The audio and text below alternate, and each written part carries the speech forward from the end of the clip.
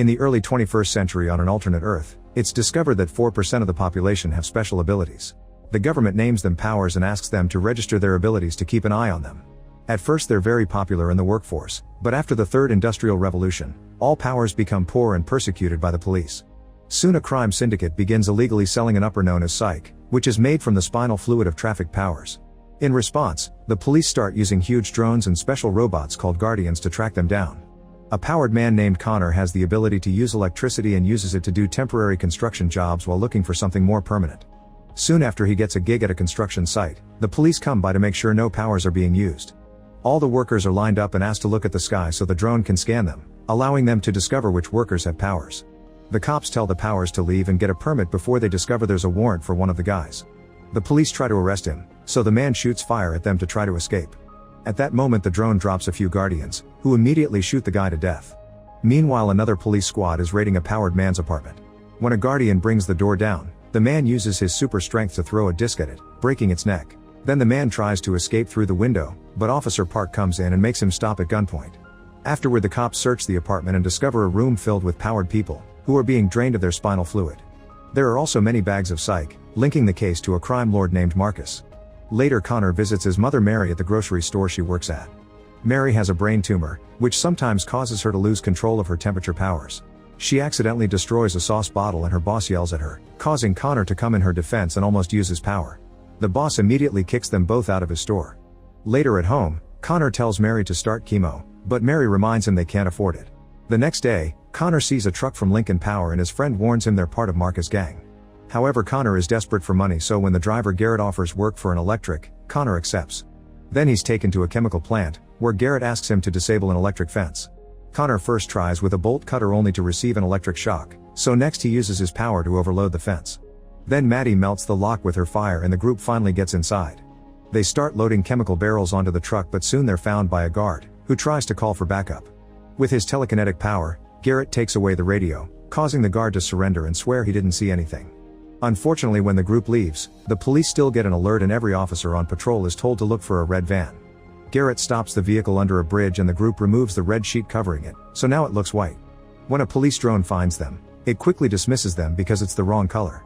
Afterward they make it to a garage, where Rhino takes them through a secret passageway into a club. Crime lord Marcus is being scolded by Wesley for failing to pay lately.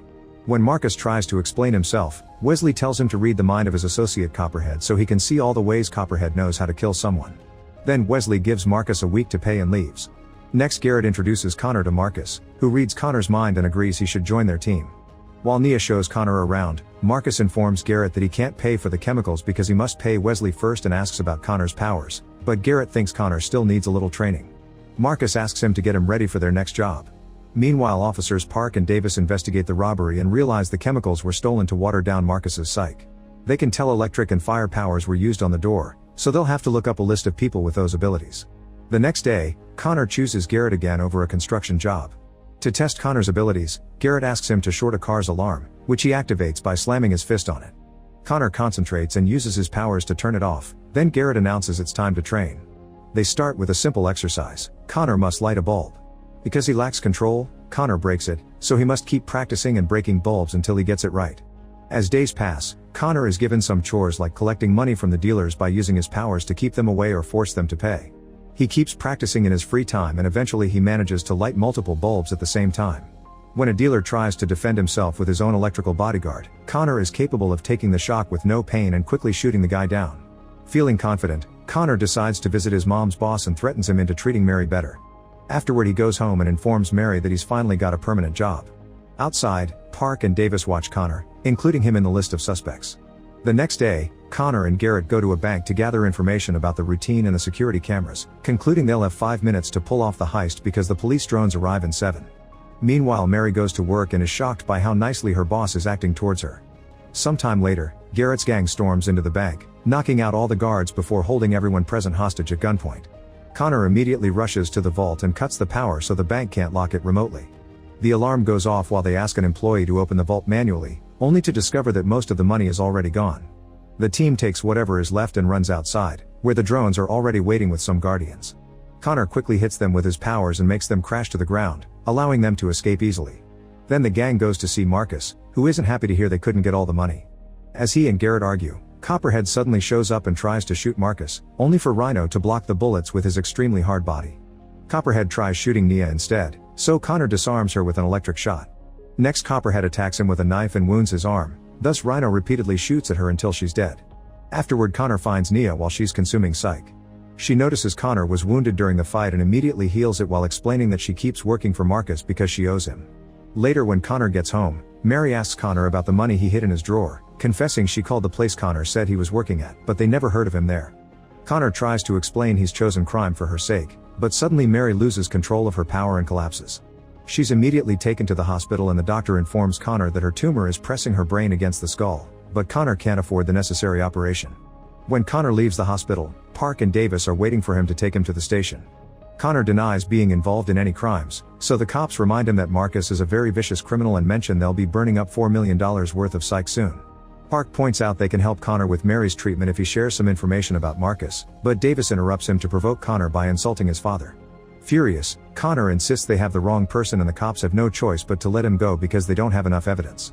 Garrett picks Connor up and takes him to see Marcus, who reads Connor's mind to confirm he didn't tell the cops anything. Then Connor mentions all the psych the police will be taking to the incineration site, asking for a deal. He helps him get the psych and in return Marcus will hand over Nia to him. Garrett also asks to become a partner instead of crew, and Marcus agrees. Sometime later, the gang gets their plan ready by putting a bunch of roadblocks up. Soon the armored van shows up followed by drones, which will have to fly back when they reach the no-fly zone. The roadblocks cause the van to take a different road, so Maddie and Freddy follows it in their car while Garrett drives a garbage truck to block it. As the driver yells at him and Garrett tries his best to stall, Connor charges his power up and blasts the van with a powerful shot of electricity that knocks down the Guardians. Then Garrett uses his telekinesis to keep the Guardians down so Connor can short their circuits. Freddy and Maddie soon join them and help them disable the Guardians until there's no robot left standing. Next, Maddie burns a hole in the van and Freddy drops tear gas inside to make the cops get out. Because the van stops responding, the drones decide to enter the no-fly zone. Maddie takes the psych cases and hands them to Rhino, whose men begin shooting the guards. Rhino shoots Maddie as well before he and his gang turn to shoot the others, and Garrett has to move Freddy with telekinesis to save him. Then Rhino leaves with the psych, leaving 2 men to kill Garrett's group. At that moment more Guardians arrive and the gangsters have to defend themselves from them, which allows Garrett, Freddy, and Connor to run away. Normal bullets can't hurt the Guardians, who kill Rhino's guys in seconds. As the trio runs, Freddy is hit by a stray bullet and Garrett has to carry him to the car. Unfortunately, Freddy doesn't make it, and while they escape, Connor blames Garrett for everything, saying Marcus betrayed them because Garrett asked for too much. Meanwhile, Rhino takes the psych to Marcus, who says he can't let Nia leave because her father still owes him money. Afterward, Connor visits his mom and promises he'll get her the treatment, but Mary thinks it's time for him to let go. Later, Connor meets with Park at a diner to ask for the deal, promising to turn himself in but wanting the cops to get Marcus first. At the bar, Marcus starts coughing pretty badly and asks Nia to heal him.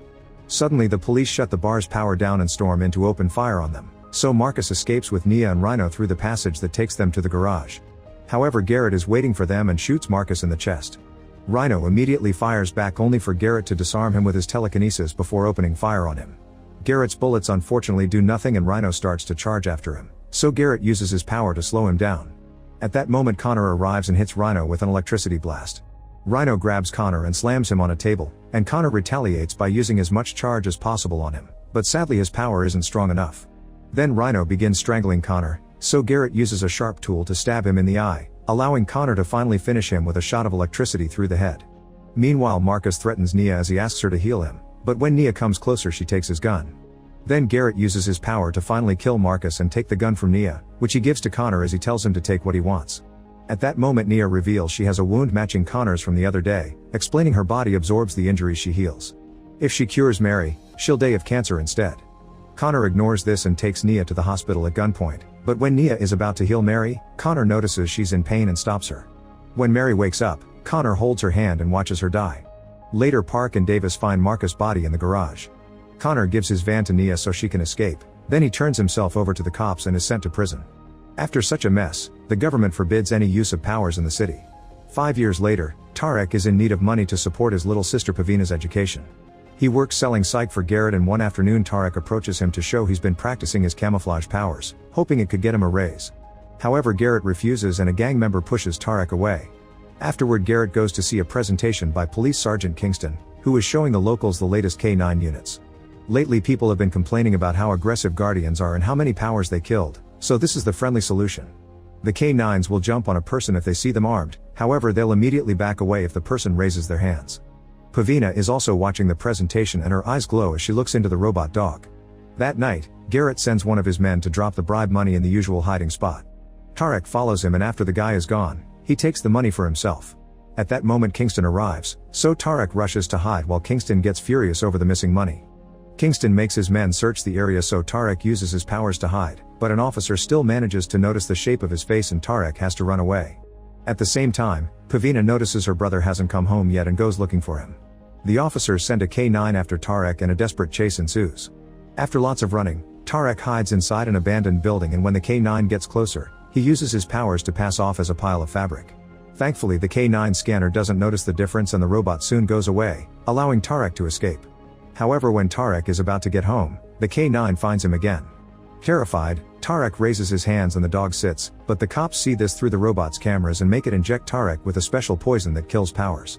Tarek wiggles in pain until he dies right as Pavina arrives to see everything. She calls out her brother's name and the dog goes after her, but when she screams, the camera goes black. In the morning at the police station, Kingston checks on the K9 that was taken down last night, but the IT guy has no idea what happened. His only clue is the last second of the recording, which shows a young girl. Multiple officers are immediately sent out to find her. Meanwhile, it's shown that Connor has gotten out of jail and been living a very boring routine as a janitor at the community center without using his powers. When he goes out to take out the trash, he discovers the lock in the back shed has been broken. He checks inside and finds a terrified Pavina, who throws trash at him. Connor swears he won't hurt her and manages to get her inside, where his boss Mina comforts her and gets her to share what happened. Suddenly an officer starts knocking on the door, so Mina goes to distract him while Connor escapes with Pavina through the back door. As Mina argues with the cop and closes the door in his face, Connor and Pavina find the road blocked by more cops and take an alternate route, only to end up on a security camera.